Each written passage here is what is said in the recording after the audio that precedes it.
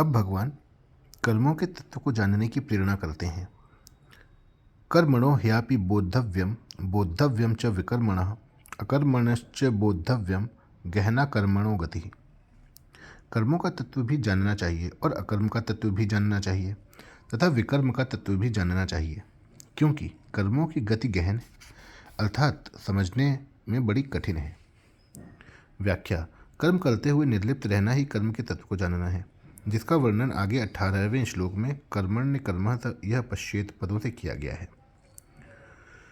कर्म स्वरूप से एक दिखने पर भी अंतःकरण के भाव के अनुसार उसके 3 भेद हो जाते हैं, कर्म, अकर्म और विकर्म।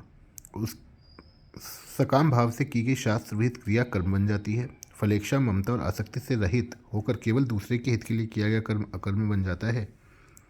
विहित कर्म भी यदि दूसरे का अहित करने अथवा उसे दुख पहुंचाने के भाव से किया गया है तो वह भी विकर्म बन जाता है।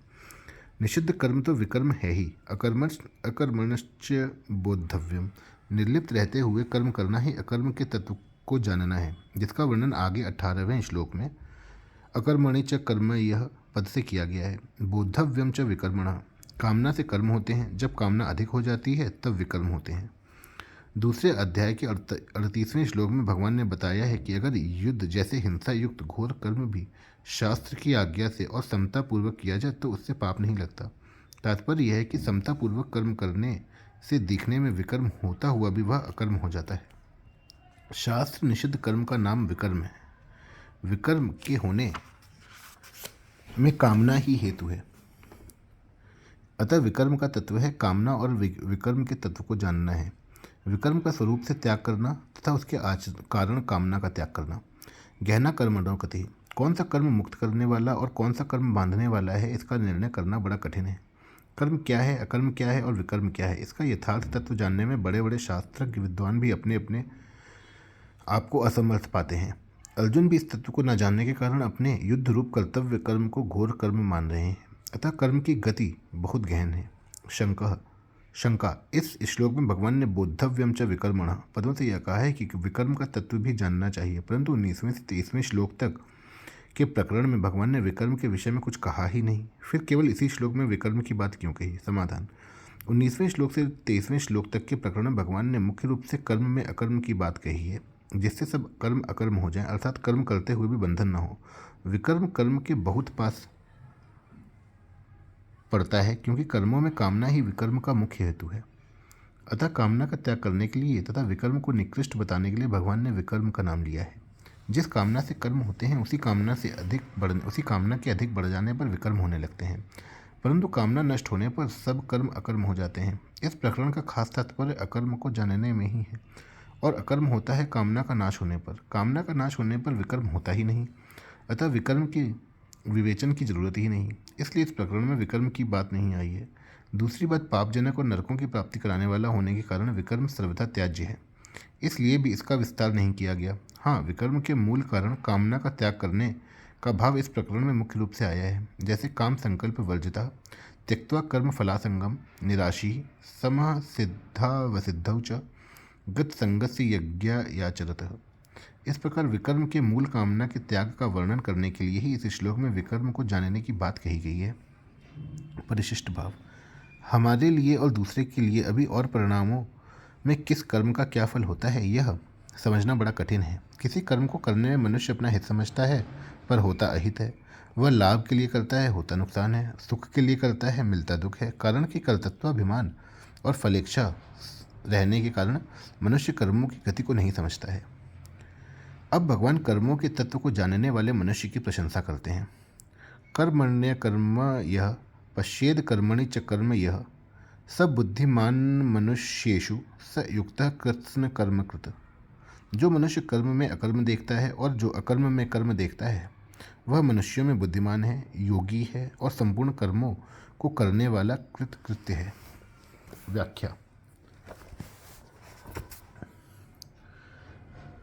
कर्म में अकर्म देखने का तात्पर्य है कर्म करते हुए अथवा न करते हुए उसमें निर्लिप्त रहना, अर्थात अपने लिए कोई भी प्रवृत्ति या निवृत्ति न करना। अमुक कर्म मैं करता हूँ, इस कर्म का अमुक फल मुझे मिले, ऐसा भाव रखकर कर्म करने से ही मनुष्य कर्मों से बंधता है। प्रत्येक कर्म का आरंभ और अंत होता है, इसलिए उसका फल भी आरंभ और अंत होने वाला होता है।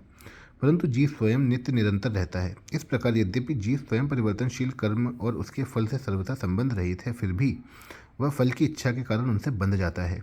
इसलिए 14वें श्लोक में भगवान ने कहा कि मेरे को कर्म नहीं बांधते, क्योंकि कर्म फल में मेरी स्पृहा नहीं। फल की स्पृहा ही बांधने वाली है। फल सक्तो निबध्यते।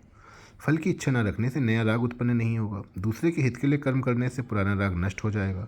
इस प्रकार राग रूप बंधन न रहने से साधक सर्वथा वीतराग हो जाता है और उससे सब कर्म अकर्म हो जाते हैं। जीव का जन्म कर्मों के अनुबंध से होता है। जैसे जिस परिवार में जन्म लिया है उस परिवार के लोगों से ऋणानुबंध है, अर्थात किसी का ऋण चुकाना है और किसी से ऋण वसूल करना है। कारण कि अनेक जन्मों में अनेक लोगों से लिया है और अनेक लोगों को दिया है। यह लेन देन का व्यवहार अनेक जन्मों से चला आ रहा है। इसको बंद किए बिना जन्म मरण से छुटकारा नहीं मिल सकता। इसको बंद करने का उपाय है आगे से लेना बंद कर दें, अर्थात अपने अधिकार का त्याग कर दें और हमारे पर जिनका अधिकार है उनकी सेवा करनी आरंभ कर दें। इस प्रकार नया ऋण लेने ही और पुराना ऋण चुका दें तो ऋण अनुबंध समाप्त हो जाएगा, अर्थात जन्म मरण बंद हो जाएगा। जैसे कोई दुकानदार अपनी दुकान उठाता है तो वह दो काम करेगा। पहला, जिसको देना है उसको दे देगा और दूसरा, जिससे लेना है वह ले लेगा अथवा छोड़ देगा। ऐसा करने से उसकी दुकान उठ जाएगी। अगर वह यह विचार रखेगा कि जो लेना है वह सबका सब ले लूँ तो दुकान उठेगी नहीं। कारण कि जब तक वह लेने की इच्छा से वस्तुएं देता रहेगा तब तक दुकान चलती ही रहेगी, उठेगी नहीं। अपने लिए कुछ भी न करने से और न चाहने से असंगता स्वतः प्राप्त हो जाती है। कारण कि शरीर, इंद्रियां, मन, बुद्धि, प्राण और उपकरण कर्म करने में उपयोगी सामग्री संसार के हैं। संसार की सेवा में लगाने के लिए ही मिले हैं, अपने लिए नहीं। इसलिए संपूर्ण कर्तृत्व कर्म भी केवल संसार के हित के लिए ही करने से कर्मों का प्रवाह संसार की ओर चला जाता है और साधक स्वयं असंग निर्लिप्त रह जाता है। यही कर्म में अकर्म देखना है। जब तक प्रकृति के साथ संबंध है तब तक कर्म करना अथवा ना करना दोनों ही कर्म है। इसलिए कर्म करने अथवा ना करने दोनों ही अवस्थाओं में कर्मयोगी को निर्लिप्त रहना चाहिए। कर्म करने में निर्लिप्त रहने का तात्पर्य है कर्म करने से हमें अच्छा फल मिलेगा, लाभ होगा, सिद्धि होगी, लोग हमें अच्छा मानेंगे, इस लोक में परलोक में भोग मिलेंगे। इस प्रकार ये किसी भी इच्छा का ना होना। ऐसे ही कर्म न करने में निर्लिप्त रहने का तात्पर्य है कर्मों का त्याग करने से हमें मान, आदर, भोग, शरीर का आराम आदि मिलेंगे। इस प्रकार से किंचन मात्र भी इच्छा का ना होना। दुख समझकर एवं शारीरिक क्लेश के भय से कर्म न करना राजस त्याग है और मोह, आलस, प्रमाद के कारण कर्म न करना तामस त्याग है। ये दोनों ही त्याग सर्वथा त्याज्य हैं। इसके सिवाय कर्म न करना यदि अपने विलक्षण स्थिति के लिए है, समाधि का सुख भोगने के लिए है, जीवन मुक्ति का आनंद लेने के लिए है, तो इस त्याग से भी प्रकृति का संबंध विच्छेद नहीं होता। कारण कि जब तक कर्म न करने से संबंध है तब तक प्रकृति से संबंध बना रहता है। प्रकृति से सर्वथा संबंध विच्छेद होने पर कर्म योगी कर्म करने और न करने इन दोनों अवस्थाओं में ज्यों का त्यों निर्लिप्त रहता है। अकर्मणि च कर्म यह। अकर्म में कर्म देखने का तात्पर्य है निर्लिप्त रहते हुए कर्म करना अथवा ना करना। भाव है कि कर्म करते समय अथवा न करते समय भी नित्य निरंतर निर्लिप्त रहें। संसार में कोई कार्य करने के लिए प्रवृत्त होता है तो उसके सामने प्रवृत्ति करना और निवृत्ति ना करना दोनों आती हैं। किसी कार्य में प्रवृत्ति होती है और किसी में निवृत्ति, परंतु कर्मयोगी की प्रवृत्ति और निवृत्ति दोनों निर्लिप्तता पूर्वक और केवल संसार के हित के लिए होती है। प्रवृत्ति और निवृत्ति दोनों से ही उसका कोई प्रयोजन नहीं होता। नैवत तस्य कृतेनार्थो न कृतेने ही कश्चन। यदि प्रयोजन होता है तो वह कर्मयोगी नहीं प्रत्युत कर्मी है। सांसारिक प्रवृत्ति और निवृत्ति दोनों कर्म हैं। प्रवृत्ति अथवा निवृत्ति करते हुए निर्लिप्त रहना और निर्लिप्त रहते हुए ही प्रवृत्ति अथवा निवृत्ति करना, इस प्रकार प्रवृत्ति और निवृत्ति दोनों में सर्वथा निर्लिप्त रहना योग है। इसी को कर्म योग कहते हैं। शंका। कर्म करते हुए अथवा ना करते हुए निर्लिप्त रहना और निर्लिप्त रहते हुए कर्म करना अथवा ना करना, इन दोनों में अकर्म अर्थात एक निर्लिप्तता ही मुख्य हुई। फिर भगवान ने कर्म में अकर्म और अकर्म में कर्म ये दो बातें क्यों कही? कर्म में अकर्म और अकर्म में कर्म, इन दोनों में निर्लिप्तता सार होते हुए भी पहले में कर्म करते हुए अथवा ना करते हुए दोनों अवस्थाओं में रहने वाली निर्लिप्तता की मुख्यता है और दूसरे अकर्म में कर्म में निर्लिप्त रहते हुए कर्म करने अथवा ना करने की मुख्यता है। तात्पर्य है कि निर्लिप्तता अपने लिए और कर्म संसार के लिए है, क्योंकि निर्लिप्तता का संबंध स्व के साथ और कर्म करने अथवा न करने का संबंध पर के साथ है। इसलिए निर्लिप्तता स्वधर्म और कर्म करना अथवा न करना परधर्म है। इन दोनों का विभाग सर्वथा अलग अलग बताने के लिए ही भगवान ने उपर्युक्त दो बातें कही हैं। सब बुद्धिमान मनुष्येषु, जो पुरुष कर्म में अकर्म देखता है और अकर्म में कर्म देखता है, अर्थात नित्य निरंतर निर्लिप्त रहता है, वही वास्तव में कर्म तत्व को जानने वाला है। जब तक वह निर्लिप्त नहीं हुआ है, अर्थात कर्म और पदार्थ को अपने लिए मानता है, तब तक उसने कर्म तत्व को समझा ही नहीं। परमात्मा को जानने के लिए स्वयं को परमात्मा से अभिन्नता का अनुभव करना होता है, और संसार को जानने के लिए स्वयं को संसार से सर्वथा भिन्नता का अनुभव करना होता है। कारण कि वास्तव में हम स्वरूप से परमात्मा से अभिन्न और संसार से भिन्न हैं। इसलिए कर्म से अलग होकर, अर्थात निर्लिप्त होकर ही कर्म तत्व को जान सकते हैं। कर्म आदि अंत वाले हैं और मैं स्वयं जीव नित्य रहने वाला हूँ, अतः मैं स्वरूप से कर्मों से अलग निर्लिप्त हूँ। इस वास्तविकता का अनुभव करना ही जानना है। वास्तविकता की तह में बैठे बिना जानना हो ही नहीं सकता। जैसे काजल की कोठरी में प्रवेश करके भी काजल से सर्वथा निर्लिप्त रहना साधारण बुद्धिमान का काम नहीं है, ऐसे ही संपूर्ण कर्तव्य कर्मों करते हुए भी कर्मों से निर्लिप्त रहना साधारण बुद्धिमान के वश का काम नहीं। इसलिए भगवान ऐसे कर्मयोगी को मनुष्यों में बुद्धिमान कहते हैं। 18वें अध्याय के 10वें श्लोक में भी भगवान ने उसे मेधावी कहा है। अभी 17वें श्लोक में भगवान ने कर्म, अकर्म और विकर्म तीनों का तत्व समझाने के लिए कहा था। यहाँ मनुष्येषु बुद्धिमान पद देकर भगवान मानो यह बताते हैं कि जिसने कर्म में अकर्म और अकर्म में कर्म के तत्व को जान लिया, उसने सब कुछ जान लिया, अर्थात वह ज्ञातव्य हो गया। स युक्त कर्मयोगी सिद्धि असिद्धि में सम रहता है। कर्म का फल मिले ना मिले उसमें कभी विषमता नहीं आती, क्योंकि उसकी फलेच्छा सर्वथा त्याग कर दिया है। समता का नाम योग है। वह नित्य निरंतर समता में स्थित है, इसलिए वह योगी है। प्राणी मात्र का परमात्मा से स्वतः सिद्ध नित्य योग है, परंतु मनुष्य ने संसार से अपना संबंध मान लिया है, इसी से वह उस नित्य योग को भूल गया। तात्पर्य यह है कि जड़ के साथ अपना संबंध मानना ही परमात्मा के साथ अपने नित्य संबंध को भूलना है। कर्मयोगी फलेच्छा, ममता और आसक्ति का त्याग करके केवल दूसरे के लिए ही कर्तव्य कर्म करता है, जिससे उसका जड़ से माना हुआ संबंध टूट जाता है और उसे परमात्मा से स्वतः सिद्ध नित्य योग की अनुभूति हो जाती है।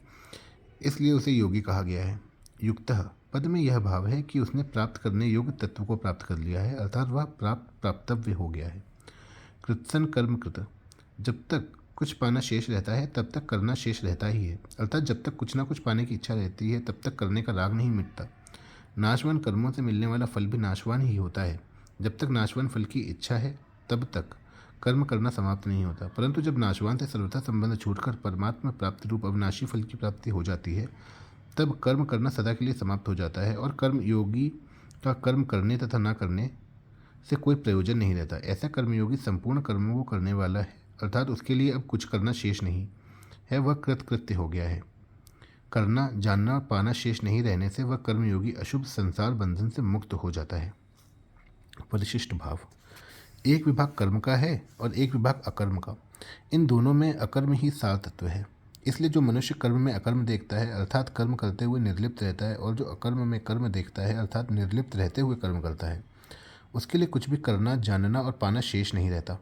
जैसे किसी कर्म के आरंभ में तो गणेश जी की पूजा करते हैं, पर कर्म करते समय हरदम उनका पूजन नहीं करते। ऐसे ही कोई यह ना समझ ले कि कर्म के आरंभ में एक बार निर्लिप्त हो गए तो अब उस निर्लिप्तता को हरदम नहीं रखना है। इसलिए भगवान ने यहाँ उपर्युक्त दो बातें कही। तात्पर्य है कि अपने में कभी भी लिप्तता, फलेच्छा और आसक्ति, कर्तृत्वाभिमान नहीं आनी चाहिए, अर्थात हरदम निर्लिप्त रहना चाहिए। तीसरे अध्याय के 8वें श्लोक में भगवान ने कहा कि कर्म ना करने की अपेक्षा कर्म करना श्रेष्ठ है। कर्म